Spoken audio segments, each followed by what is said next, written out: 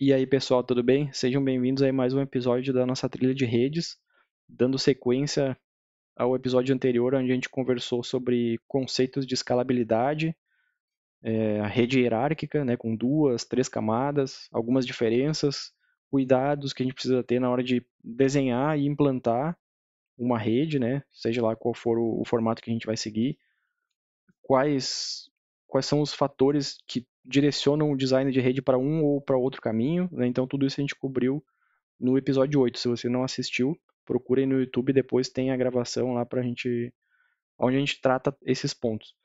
Então a ideia desse episódio de hoje é ver na prática como aplicar esses conceitos, fazendo aqui uma simulação de expansão da nossa rede de laboratório, certo? Então vamos para voltar aqui rapidinho na topologia. E a nossa topologia ela ficou exatamente dessa forma, depois das últimas mudanças, né? Então só lembrando aqui rapidamente o que a gente fez. Nos nossos switch core a gente passou a utilizar aqui o Nexus, única e exclusivamente pelo fato de a gente conseguir fazer aqui o VPC, e isso nos permite que nos switches de acesso a gente utilize aqui Link Aggregation, tá? No ambiente virtualizado. Então a gente tem essas agregações de porta aqui nos switches de acesso e no core, e aí por esse motivo a gente substituiu a imagem original aqui do laboratório, que era o IOL, com caixas independentes, enfim, e a gente passou a usar aqui o Nexus para essa função. Um ponto que a gente comentou no vídeo anterior, essa é uma topologia aqui de duas camadas, né, onde a gente tem um collapsed core. Então a gente tem aqui o Nexus fazendo a função de core e distribuição para essa infraestrutura. Para dar sequência aqui no conteúdo, a gente vai expandir essa rede, implantando uma camada de core acima desses Nexus, certo? E também uma segunda camada de distribuição. Então a gente vai começar a aplicar os conceitos, além de aplicar as três camadas, né, hierárquicas de rede, a gente vai também aplicar o conceito de modularidade. A gente vai ter um novo módulo de distribuição com outros switches de acesso abaixo dele, uma outra série de VLANs, né, com um outro conjunto de VLANs abaixo desse módulo ou dentro desse módulo de distribuição. E esses dois módulos vão ser interconectados aí pelo nosso core, que a gente vai implantar aqui também. Então, antes da gente partir para o IVE, vamos só fazer um rascunho aqui, só para entender o que a gente vai configurar hoje. Retomando, né, o que a gente tem no laboratório? Temos lá nossos nexus fazendo papel de core e distribuição, né, nosso collapse do core aqui. Temos lá dois switches de acesso. E a partir de hoje a gente vai implantar mais um módulo aqui de rede que vai ter lá também sua camada de distribuição, né? Vai ser uma outra camada de distribuição, atendendo outros switches de acesso, com as subnets específicas aqui desse módulo. Tá? Então, o que a gente tem lá hoje? Tudo que está aqui abaixo desses equipamentos, eles são redes 10.1. Alguma coisa. A gente usou isso como convenção lá no início da nossa série.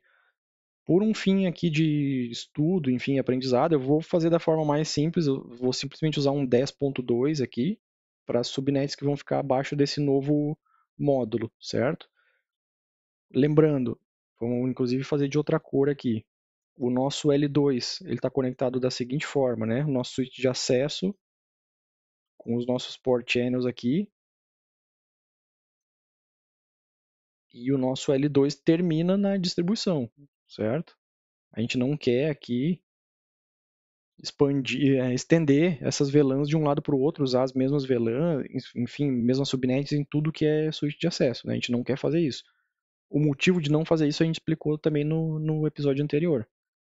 Tá? Então eu vou ter aqui VLAN, até posso usar os mesmos IDs de VLANs, se por algum motivo eu quiser, né, para simplificar alguma questão de política, enfim, né, eu padronizo aqui tudo que for um determinado tipo de VLAN, VLAN de voz, VLAN de dados, VLAN de visitantes, VLANs, enfim, seja lá qual for a VLAN que eu vou utilizar.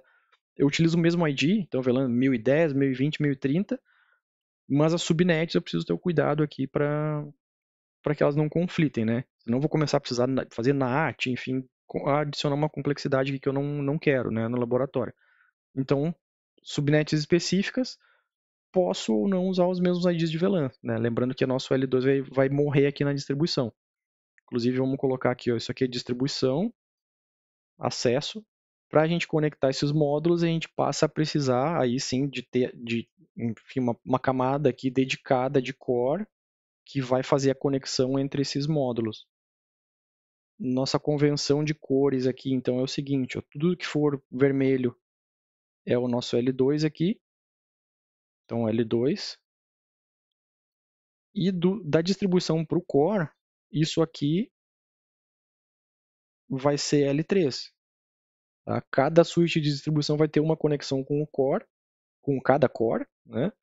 Formando aqui triângulos. Tá? Eu não quero formar aqui um quadrado, né? Nessas minhas conexões L3. Eu vou seguir aqui nesse formato de triângulo. Isso tem algumas questões aí para justificar isso. Por exemplo, a questão de convergência sobre essas conexões aqui da distribuição para o core. Tem alguns pontos aqui a observar. Tá? No nosso laboratório, eu poderia fazer isso de algumas formas diferentes. Né? Eu posso, por exemplo, apenas configurar essas interfaces aqui como L3, onde cada interface dessas aqui ela vai ter lá um IP, e eu vou ter redes de trânsito aqui entre esses equipamentos. Né? Aqui no laboratório a gente vai fazer com /30 mesmo. Em cima desses links eu tenho as minhas adjacências aqui de roteamento, a gente já vai entrar nisso.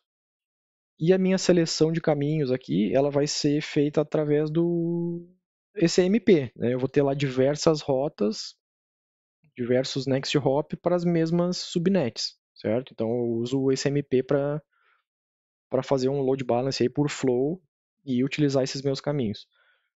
A gente vai utilizar o ECMP aqui para fazer esse controle de como o tráfego é encaminhado, certo? Aqui vai acabar se aplicando nos dois sentidos, tá? De distribuição para o core e core para distribuição. A gente vai utilizar aqui um protocolo de IGP, né? A gente precisa de um protocolo interno de roteamento para facilitar isso. Ninguém quer fazer rota estática aqui para tudo que é VLANs que eu tenho aqui embaixo. Né? Lembrando também o seguinte, as nossas interfaces VLAN, elas estão aqui, né? Lá na distribuição. Então a minha interface VLAN está aqui. O gateway da minha VLAN de acesso ela está aqui na distribuição, certo? Eu preciso divulgar isso, enfim, propagar essas rotas para o meu core, e o meu core precisa propagar para os meus outros módulos de rede aqui, onde eu preciso ter comunicação, né? Então, nós vamos fazer o seguinte, isso aqui vai ser a nossa área zero aqui do nosso OSPF, vou usar o OSPF aqui no laboratório, poderia fazer isso com EIGRP também, né? Mas aí de novo entra em questões de design enfim, precisa justificar qual vai ser a seleção aí do protocolo. Aqui a gente vai utilizar o OSPF, e isso aqui vai ser a nossa área zero, então, do OSPF. Essas conexões aqui do nosso core para distribuição, área zero, e no nosso switch de distribuição, a gente pode fazer isso de algumas formas diferentes, para ser um pouco mais criativo aqui, não fazer tudo, não quero jogar tudo na área zero, né? Ficaria muito simples. Vamos fazer aqui áreas exclusivas também por módulo de rede. Vamos pegar aqui, como é tudo 10.1, vamos usar isso aqui como área 1 do SPF. Então todas as VLANs que essa camada de distribuição anuncia ou propaga aqui para o meu core, elas vão ficar na área 1 do SPF. E desse lado aqui vamos usar a área 2, por exemplo. Então eu vou propagar minhas rotas aqui dessa forma. Tá? Poderia entrar também aqui já em outras questões, enfim, poderia fazer áreas stub, dá para entrar em questões de design de protocolo do próprio roteamento aqui, né, do nosso IGP, otimizações, melhorias, enfim. Mas como a gente já está fazendo muita mudança aqui nessa primeira fase, vamos implantar isso dessa forma, vamos ver isso aqui funcionando, e aí no segundo passo a gente começa a otimizar o nosso IGP. Tá? Então dá para usar prefix suppression com SPF, dá para usar uma série aí de melhorias otimizações de database, né, do protocolo, mas não dá para a gente sair disso, sair do zero para 1 milhão. Né? Vamos fazer aqui a primeira mudança, ela já vai ser bastante grande, e aí nos próximos episódios a gente passa a implantar essas otimizações aqui de roteamento interno. Então vamos dar uma olhada aqui na topologia, o que eu fiz de diferente aqui, né? Agora a gente tinha uma rede lá bastante limitada, bastante enxuta, e agora a gente tem uma série de switches aí na topologia, justamente para ilustrar essa expansão que a gente vem conversando, né? Então, como expandir essa topologia, como expandir a rede aí de forma estruturada. Então, eu estou aplicando aqui o princípio de modularidade de rede e também de hierarquia. Eu implantei aqui, na verdade, uma rede hierárquica de 3 camadas. Então, a gente passa a ter um core aqui em cima. Eu tenho esses 2 switches dedicados na função de core, de rede. Os nexus que a gente estava usando lá para distribuição e core, eles estão aqui. Tá? Então, eles passaram a fazer a função dedicada de distribuição, aonde eu tenho conexões redundantes com os switches de acesso em L2, tá? Aqui embaixo, abaixo da distribuição, isso aqui é L2, lembrando do desenho que a gente fez ali no PowerPoint antes. Então, L2 está aqui dentro, eu tenho aqui as minhas VLANs, né? Eu tenho todas as interfaces em trunk, o gateway dessas VLANs está aqui na camada de distribuição, daqui para cima é Layer 3, tá? Então, daqui para o core, eu tenho adjacências ao SPF aqui em cada uma dessas interfaces, tá? Depois a gente vai ver aqui na linha de comando. Mas essas interfaces todas elas são Layer 3. Aqui entre distribuição e core, a área 0 do SPF, exatamente como no desenho que a gente fez. Tá? Então, área 0 aqui em cima. Aqui dentro, nesse módulo, como eu enderecei tudo aqui como 10.1, aqui para mim no SPF essas VLANs que estão aqui dentro, elas são área 1, tá? Elas estão na área 1 do SPF. Nesse outro módulo, eu tenho as redes endereçadas como 10.2 e isso aqui é área 2 no SPF. Poderia ter colocado aqui no IVE, mas acaba ficando um pouquinho mais poluída, né, a topologia. E aqui no data center eu fiz a área 3, tá? Então eu só tenho um servidor aqui, ele está na VLAN 100, se eu não me engano. E isso aqui é a área 3 do SPF, tá? Os links que vão para o core sempre estão na área 0 aqui para mim. Então isso aqui, para nossa simulação aqui, isso poderia ser, por exemplo, um prédio da empresa, onde eu tenho lá vários switches de acesso, por exemplo, atendendo alguns andares, enfim. Poderia ter stacks, né, se for um switch real. Imagina alguns stacks aí por andar. Esses stacks eles se conectam diretamente na distribuição com port channels e essa distribuição atende todo esse prédio. E a partir da distribuição, então, eu tenho conexões que vão para o core e aí esse core pode estar em outro local geograficamente mais distante, pode estar, enfim, aí vai ter uma infinidade de casos de uso para a gente colocar aí, né? Esse outro módulo aqui poderia ser um outro prédio da empresa, por exemplo, um outro setor, uma outra localidade que tem essa mesma estrutura de conectividade aí que a gente está falando, né? Para o data center aqui eu acabei fazendo de uma forma bastante limitada, bastante enxuta, né, para a gente não expandir muito aqui a topologia, além do mais ainda, né? Então eu simplesmente coloquei um switch aqui para simular um módulo de data center onde ele também tem conexões L3 com o core. Abaixo desse switch eu tenho aqui só um servidorzinho que é o nosso servidor DHCP aqui da topologia. Tá? Então ficou dessa forma. No futuro a gente vai acabar expandindo também um pouco no assunto aí de rede de data center e a gente vai aprofundar no tema. Para dar uma olhada aqui na linha de comando então, olhando aqui o Core 01, por exemplo, esse aqui da esquerda, o que eu tenho lá? Eu tenho, vamos pegar aqui, show IP USPF Interface Brief e o show IP Interface Brief também. Então eu tenho lá uma série de interfaces Layer 3, tá? Eu tenho o USPF habilitado aqui nelas. O meu core ele só tem interfaces na área 0, certo? Então no meu switch core eu não tenho área 1, por exemplo, eu tenho área 1 na distribuição, mas no core eu só tenho área 0 aqui. Tá? Esse foi o nosso design de roteamento. E se a gente for olhar aqui a tabela de roteamento dele, então eu tenho lá todos os meus links de trânsito com as camadas, com as outras camadas, com os módulos de distribuição aqui, né? Com os switches de distribuição, eles estão na área 0. Então isso aqui para mim são rotas intra-área, né, do SPF, intra-área. Isso aqui é a área 0 para gente. O core só tem IP na área 0, né? Só tem interface na área 0. E aqui as minhas VLANs de acesso, aqui sim elas estão em áreas diferentes. Então na visão do switch core, as minhas VLANs de acesso são rotas interárea, porque ele vai, para chegar nessas rotas, eu vou sair da área 0 e vou entrar na área 1 e área 2, área 3, por exemplo. Então o core não tem IP, não tem interface nessas áreas, ele acaba enxergando isso como interárea. Tá? Então aqui tem uma diferença nessas rotas e como o switch core enxerga elas. Se a gente for olhar aqui na camada de distribuição, por exemplo, no switch de distribuição aqui, vamos pegar o 01 aqui da esquerda, lembrando que ele está rodando o NXOS, ele é um Nexus, né? Então a linha de comando aqui é um pouquinho diferente, mas eu tenho lá as mesmas informações. Então eu tenho uma série de redes de trânsito aqui, e aqui no caso do NXOS ele até descreve um pouquinho mais claramente aqui que tipo de rota é cada prefixo, né?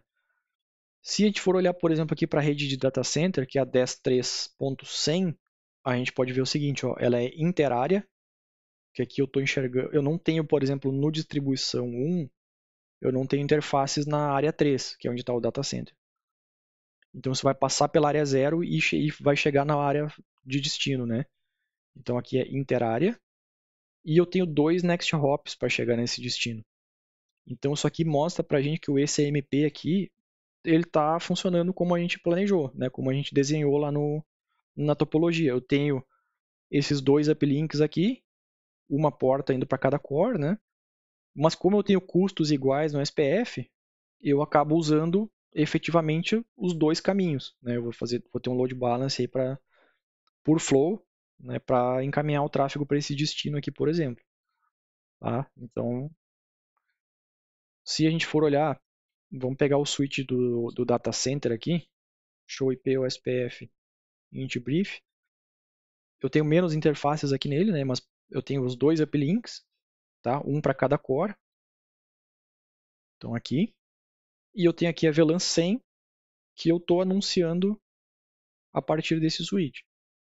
Tá? E ela está na área 3. Então aqui confirma para a gente que a gente estava vendo lá na tabela de roteamento dos outros equipamentos. Né? Se a gente for olhar aqui, show IP route SPF, eu vou ver a mesma coisa, só tem uma visão um pouquinho diferente. Eu tenho lá diversas redes de trânsito na área 0, tá? E as VLANs de acesso, por exemplo, que estão lá no meu módulo aqui da esquerda, né? Então aqui nessa minha área da rede, eu enxergo aqui no data center como interárea, mas elas estão lá. E eu, da mesma forma eu tenho 2 possíveis next hops para cada prefixo aqui dessas VLANs. Né? Então, ó, eu vou sempre usar os 2 switch core para chegar nesse módulo de rede aqui.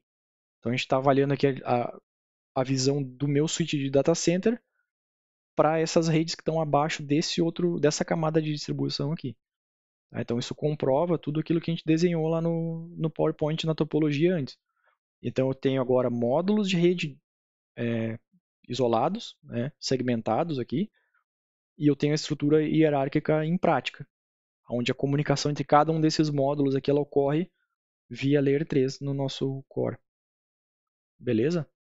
No próximo episódio a gente vai ver aqui algumas otimizações para o protocolo. Né? Por exemplo, eu estou enxergando aqui todas as redes 10.1. Então aqui no caso é uma rede muito pequena, eu só tenho, por exemplo, aqui 3 ou 4 VLANs, 3 ou 4 redes que eu estou anunciando. Mas e se eu tivesse 100, 200 redes aqui? Eu precisaria sumarizar para otimizar aqui os meus recursos, né? Simplificar o troubleshoot, enfim.